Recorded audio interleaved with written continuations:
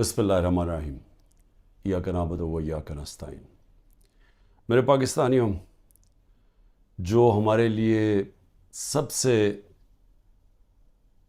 تشویشناک چیز ہم سب کے لیے ہے وہ کیا ہے؟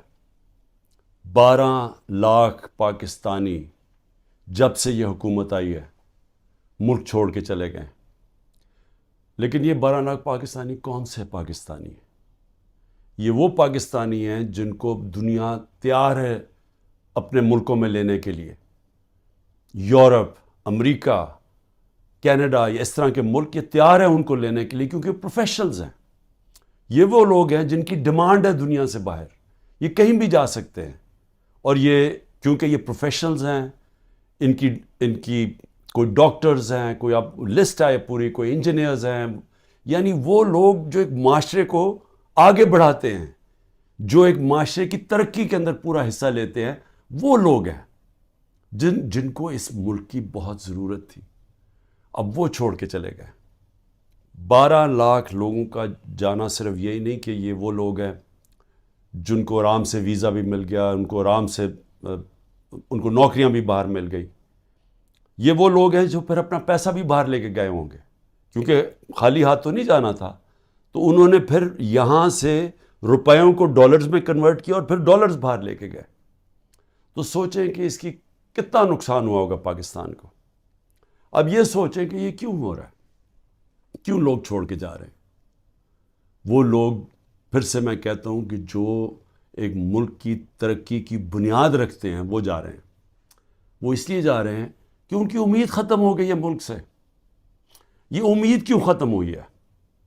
یہ امید اس لیے ختم ہوئی ہے کہ جو 30 سال سے اس ملک کو تباہی کے اندر جن کا پورا ہاتھ تھا، جو چوری کر کر کے ملک کا پیسہ منی لانڈر کر کے باہر لے کے جا رہے تھے، جن کے اوپر کرپشن کے کیسز کے اوپر کتابیں لکھی ہوئی تھیں، جن کی دنیا کے باہر ان کے اوپر ڈاکیومنٹریز، 2 BBC کی ڈاکیومنٹریز بنی تھی، جن کے اوپر باہر کے اخباروں کے اندر ان کی چوری کا لکھا ہوا تھا، اور کتابیں 3-4 کتابیں ہیں جو لکھی گئیں، جس میں کیپٹلزمز ایکلیز ہیل، ایک ریمنڈ بیکر کی کتاب، اس کے اندر لکھا ہوا ہے کہ ان کے جو پہلے دور میں 90 کی دہائی میں انہوں نے کتنا پیسہ چوری کیا تھا اور ملک سے باہر لے کے گئے تھے۔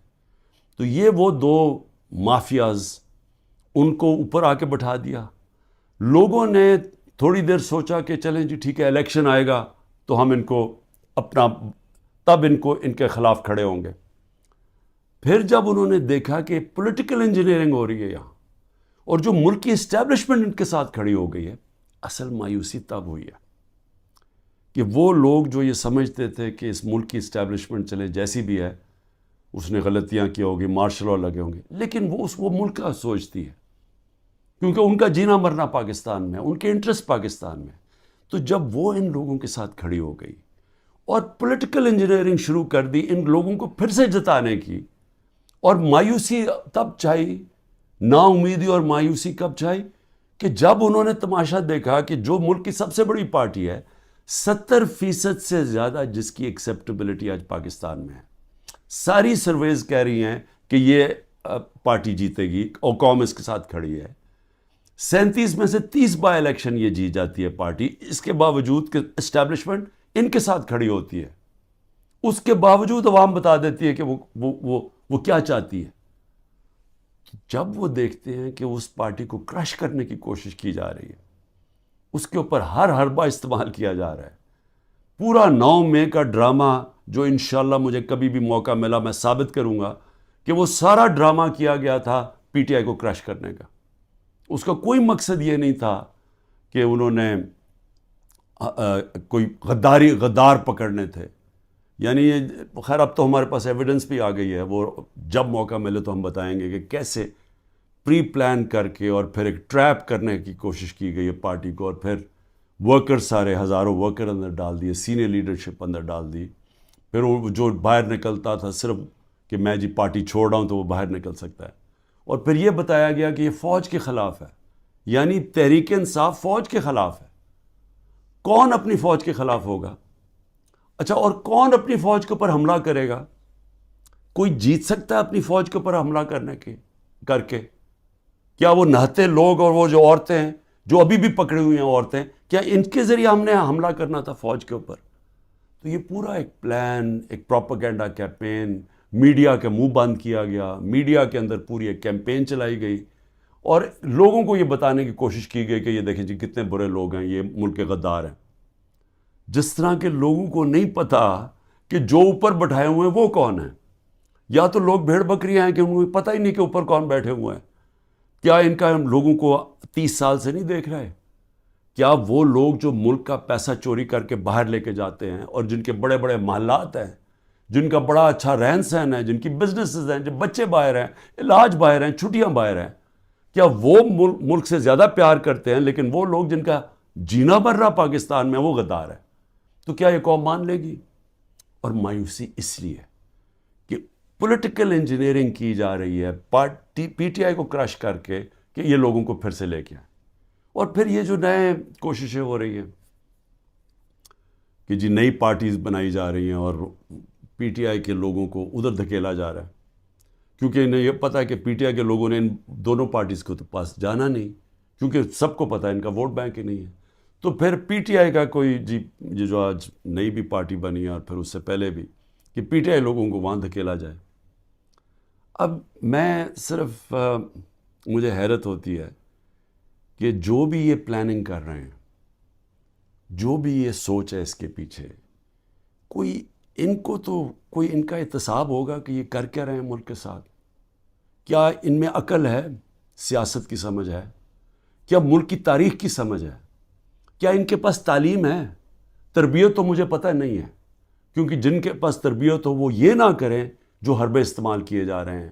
لوگوں کے گھر توڑے جا رہے ہیں، بچوں کا نہ دیکھتے ہیں، نہ بوڑھوں کا دیکھتے ہیں، بزرگوں کا نہیں دیکھتے، عورتوں کا نہیں دیکھتے، بزنسز بند کر رہے ہیں، ہر قسم کی بلیک میل کی جا رہی ہے جو پاکستان کی تاریخ میں کوئی تصور بھی نہیں کر سکتا یہ ہو سکتا ہے.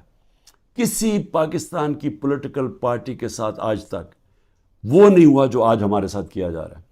اور ان لوگوں کو دھکیلا جا رہا ہے بلیک میل کر کے کہ وہ اس پارٹی میں چلے جاؤ اور اس پارٹی میں چلے جاؤ. اور لوگوں کی شکلیں دیکھیں جو جا رہے ہیں ان پارٹیز میں، وہ ایسے لگ رہا ہے کہ جیسے لوگوں کو دھکیل رہے ہیں پھانسی دینے کے لیے، یعنی وہ اپنی خودکشی کرنے جا رہے ہیں. یہ ایسے لگ رہا ہے، وہ خوشی سے نہیں جا رہے.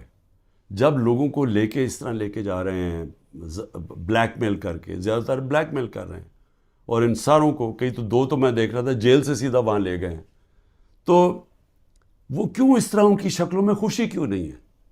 کیونکہ ان کو پتہ ہے کہ ان کی سیاسی موت ہے. ان کو پتہ ہے کہ پبلک نے ان کو ووٹ نہیں کرنا. اور اگر کسی کو شک ہے تو یہ انشاءاللہ جب بھی، اب تو الیکشن لگ رہا ہے کہ انشاءاللہ ہو ہی جائیں گے، وہ جب بھی الیکشن ہوں گے تو آپ کو نظر آ جائے گا کہ لوگوں نے ووٹ کس کو ڈالنی.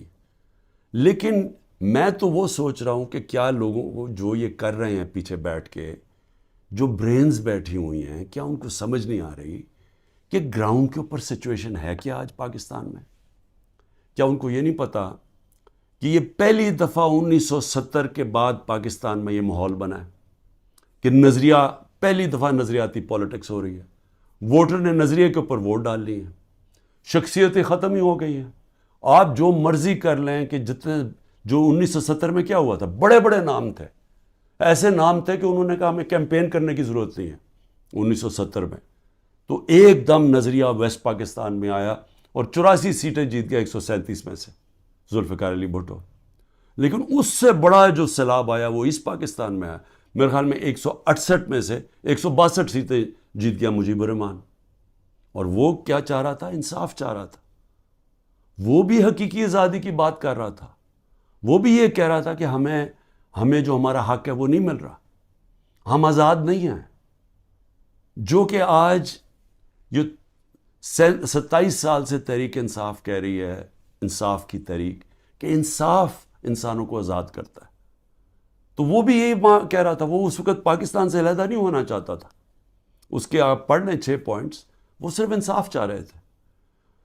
اور جو ہوا اس کے بعد وہ یہی ہوا کہ مس ریڈ کیا گیا، مس کیلکولیشن ہوئی، صحیح معنی میں جائزہ نہیں لے سکے ایک سچویشن کا، سیاسی سچویشن کا، اور ملک ٹوٹ گیا. آج پھر وہی ہو رہا ہے.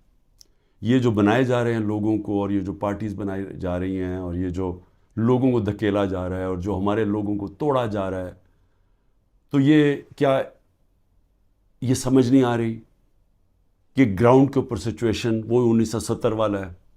نظریہ کی پالیٹکس آ گئی ہے پاکستان میں. کیا یہ بائی الیکشن پہ نہیں نظر آیا کہ قوم نے کیسے لوگ نکلے ہیں، اور پہلی دفعہ sitting government back by the establishment وہ ہار جاتی ہے؟ تو ادھر نہیں اندازہ ہوا کہ کس طرف قوم جا رہی ہے، وہ اس سے اور زیادہ آگے نکل گئی ہے. میرا یہ تجزیہ ہے. وہ آدمی جس نے زیرو سے پالیٹکس شروع کی، زیرو سے، کوئی میرے باپ دادا کوئی پالیٹکس میں نہیں تھا. میں نے زیرو سے ایک پارٹی بنائی، اور آہستہ آہستہ آہستہ کوئی شارٹ کٹ نہیں لیا.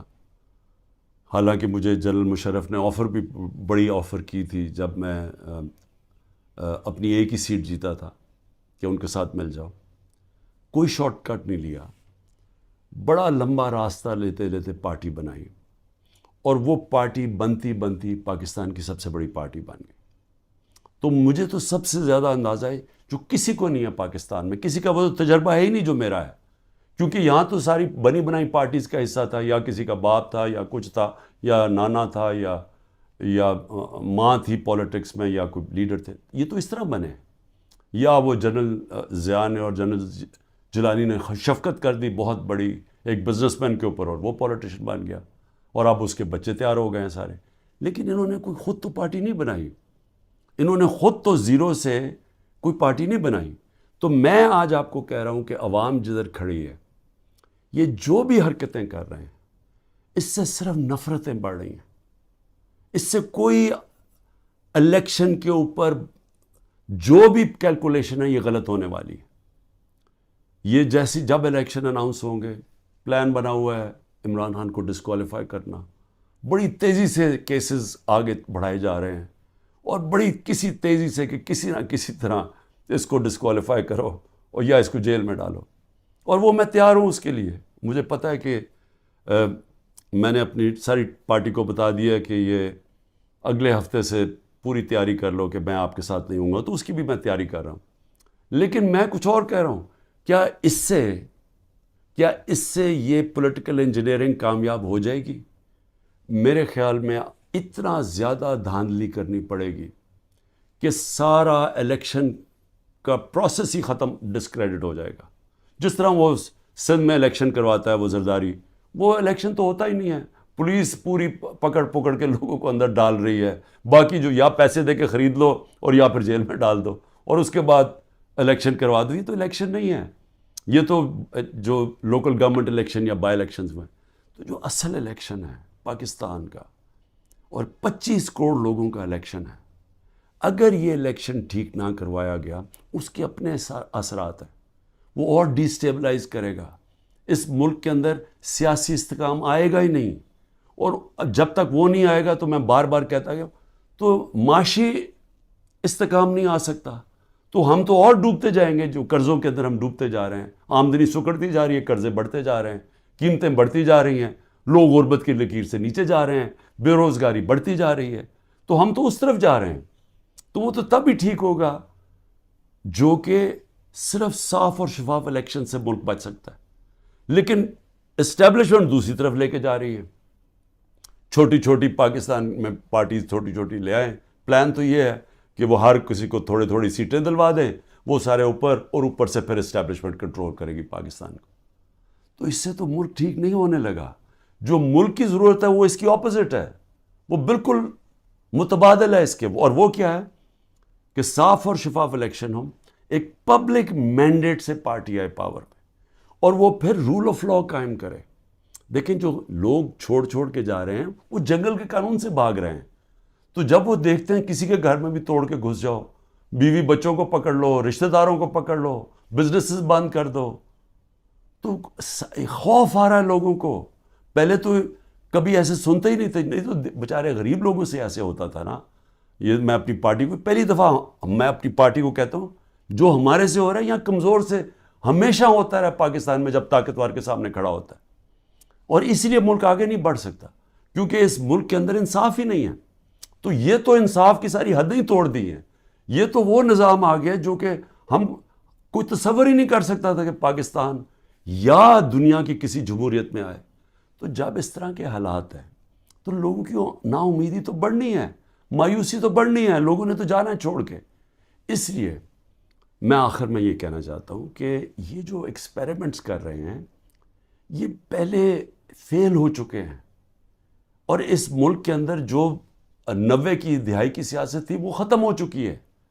جو جنرل مشرف نے کاف لیگ بنائی تھی وہ دن چلے گئے ہیں. یہ دوسرا دور آ گیا, اور اس دور کے اندر سب سے ایک ہی راستہ ہے کہ صاف اور شفاف الیکشن کروائیں اور اس ملک کے اندر اسٹیبلٹی لے کے آئیں, ایک سیاسی استحکام آئے, اور اس کے بعد پھر معیشت کو ٹھیک کریں اور ملک کے اندر وہ ریفارمز کریں. اس ریفارمز کے بغیر پاکستان اس دلدل سے اب نہیں نکل سکتا. پاکستان کو سرجری چاہیے. اس ملک کو اب ہم وہاں پہنچ گئے ہیں کہ اگر ہم نے اپنے سارا گورننس سسٹم نہ چینج کیا, ہم نے سارا انصاف کا نظام نہ ٹھیک کیا, ہم نے جو ہمارے گورنمنٹ کارپوریشنز ہیں جو جس طرح وہ اس وقت بوجھ بنے ہوئے ہیں, ہم نے جب تک نچلی سطح کے لوگوں کے اوپر اب ان کی مدد کرنے کے لیے پروگرامز نہ بنائے تاکہ ان کو ہم سہارا دیں, کیونکہ اب جو مہنگائی آ گئی ہے لوگ کیسے گزارا کر سکتے ہیں. اور جو ہم نے ہیلتھ کارڈ لے کے آئے تھے, سوچیں کہ پہلے ہی گزارا نہیں ہو رہا تو اگر بیماری ہوگی گھر میں تو اگر آپ ہیلتھ کارڈ ہی لے جائیں گے, ہیلتھ انشورنس, وہ کیسے گزارا کریں گے. تو کیسے ہم نے نچلی سطح کے لوگوں کو اب پروٹیکٹ کرنا ہے, ان کو ہم نے معاشی طور پہ ان کی حفاظت کرنی ہے ٹارگیٹڈ سبسڈی سے. کیسے ہم نے اپنے ملک کے اندر ڈالرز کی انٹیک بڑھانی ہے, وہ کون کون سے قدم ہیں. کیسے ہم نے خرچے کم کرنے ہیں. کیسے ہم نے اپنا گورننس سسٹم ایسا کرنا ہے کہ باہر سے انویسٹر پاکستان آ سکیں.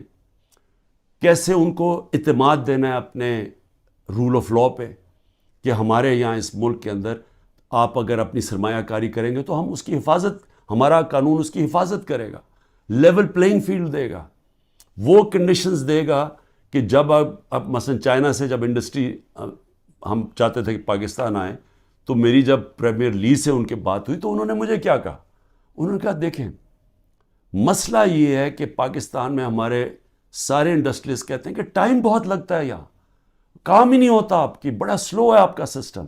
جبکہ وہ ویتنام جاتے ہیں, اور وہ بنگلہ دیش کی بھی بات کر رہا تھا کہ وہاں بڑی جلدی ان کا کام ہو جاتا ہے انویسٹر کے لیے. تو ایک انویسٹر کے پاس ٹائم نہیں ہوتا.